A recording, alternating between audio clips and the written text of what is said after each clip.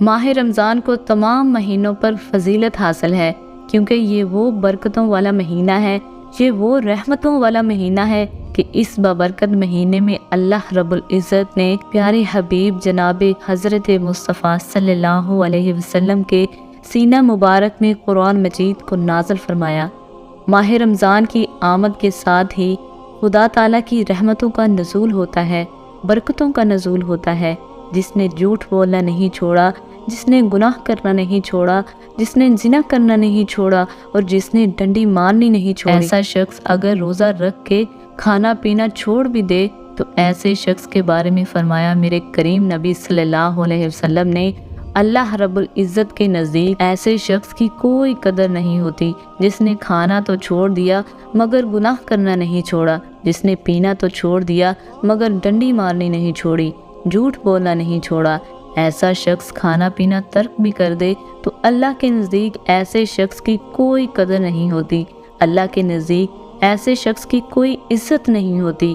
فرمایا میرے کریم نبی صلی اللہ علیہ وسلم نے، فرمایا صحابہ جی یا رسول اللہ صلی اللہ علیہ وسلم، فرمایا 3 لوگوں کی دعا رد نہیں ہوتی۔ فرمایا وہ 3 بندے خوش قسمت لوگ کون کون سے ہیں جن کی دعا رد نہیں ہوتی؟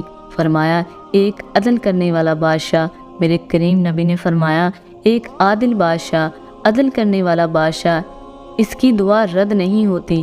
دوسرا وہ مظلوم جس پر ظلم کیا جا رہا ہو، ظلم ڈھایا جا رہا ہو، اس مظلوم کی دعا بھی رد نہیں ہوتی۔ تیسرا افطاری کے وقت روزے دار کی دعا رد نہیں ہوتی۔ اللہ تعالیٰ ان لوگوں کی دعاؤں کی انتظار میں ہوتا ہے کب اور کس وقت ان کے منہ سے دعا نکلے گی، یہاں سے نکلے گی بعد میں، قبول پہلے کروں گا۔ سبحان اللہ۔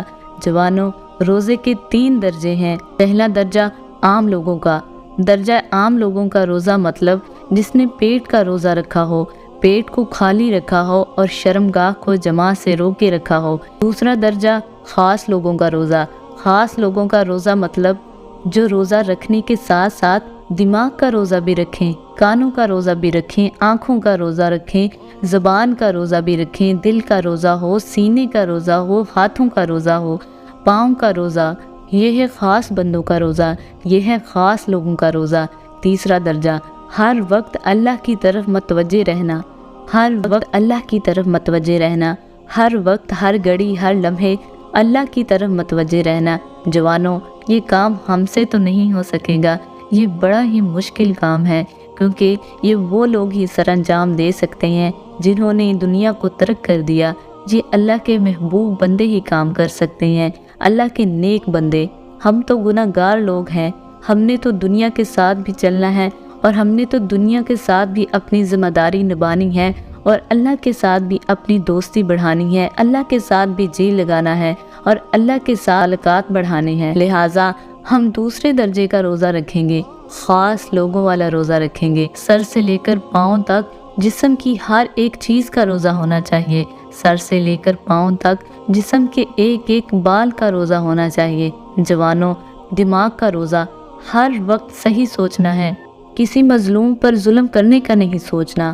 دماغ کا بھی روزہ ہونا چاہیے، اپنے روزے کے ساتھ ساتھ ذہن کا بھی روزہ ہونا چاہیے۔ کسی کو ناحق مارنے کا نہیں سوچنا، کسی کا حق مارنے کا نہیں سوچنا، کسی کا حق ضبط کرنے کا نہیں سوچنا۔ کانوں کا روزہ، کوئی گالی نہیں سننی، غلط کلمات نہیں سننے، گندے سونگ نہیں سننے، غیبت نہیں سننی، چغلی نہیں سننی۔ زبان کا روزہ، ہم نے ہر وقت اچھے کلمات بولنے ہیں۔ زبان کا روزہ، غلط نہیں بولنا، گالی نہیں دینی، کسی کا گلہ نہیں کرنا، یہ زبان کا روزہ ہوتا ہے۔ اللہ اکبر۔ دل کا روزہ، نفاق سے پاک ہو تمہارا دل، دل میں نفاق نہیں ہونا چاہیے۔ سینے کا روزہ، سینے میں حسد نہیں ہونا چاہیے، بغض نہیں ہونا چاہیے۔ ہاتھوں کا روزہ، رشوت نہیں لوں گا، ان ہاتھوں سے ملاوٹ نہیں کروں گا، سونے اور چاندی میں ملاوٹ نہیں کروں گا، ان ہاتھوں سے کسی کا مال ضبط نہیں کروں گا، ان ہاتھوں سے کسی کو تھپڑ نہیں ماروں گا، کسی پر ظلم نہیں کروں گا، کسی کو ناحق قتل نہیں کروں گا، کسی کو ایذا نہیں دوں گا، کسی کو تکلیف نہیں دوں گا۔ پیروں کا روزہ، اللہ اکبر۔ تکبر سے نہیں چلوں گا، تکبر سے نہ چلنا، ایڑی مار کر نہ چلنا، یہ پیروں کا روزہ ہوتا ہے۔ پیروں کا بھی روزہ رکھنا، فخر سے نہ چلنا، غرور سے نہ چلنا، ایسا روزہ جس مرد اور عورت نے رکھا، فرمایا میرے کریم نبی صلی اللہ علیہ وسلم نے، اس نے اللہ کو پا لیا۔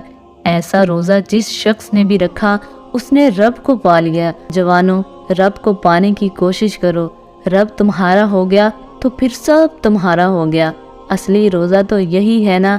روزہ تو اس طرح کا ہونا چاہیے کہ روزے کے ساتھ ساتھ پیٹ کو بھوکا رکھنے کے ساتھ ساتھ ہر چیز کا روزہ ہونا چاہیے۔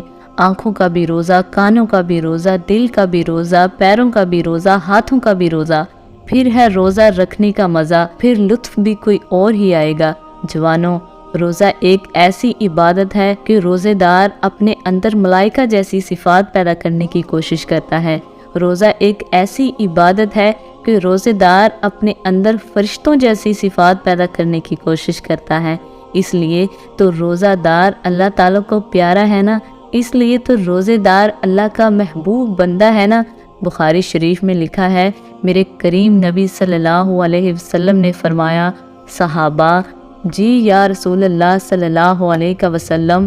میرے کریم نبی نے فرمایا، صحابہ، جس نے ایمان کی حالت میں اللہ کی رضا کے لیے اور ثواب کی نیت سے رمضان کے روزے رکھے، بس اللہ تعالیٰ نے اس کے گناہ معاف کر دیے۔ جوانوں، یہ وہ بابرکت مہینہ ہے، اس مہینے میں اللہ تعالیٰ برائی کے تمام دروازے بند کر دیتا ہے، قبروں میں عذاب کو موقوف کر دیتا ہے، ساتھ اللہ تعالیٰ آواز دیتا ہے، او دنیا والو، ہے کوئی مجھ سے بخشش طلب کرنے والا؟ او دن کو روزہ رکھنے والو، او راتوں کو قیام کرنے والو، ہے کوئی مجھ سے بخشش طلب کرنے والا کہ میں اسے بخش دوں؟ میں دعا کرتی ہوں اللہ تعالیٰ رمضان المبارک کے سارے روزے رکھنے کی توفیق عطا فرمائے۔ اللہ تعالیٰ ہمیں پنجگانہ نماز با جماعت ادا کرنے کی توفیق عطا فرمائے۔ اللہ تعالیٰ ہمیں صراط المستقیم پر چلنے کی توفیق عطا فرمائے۔ آمین ثم آمین۔ وما علینا الا البلاغ المبین۔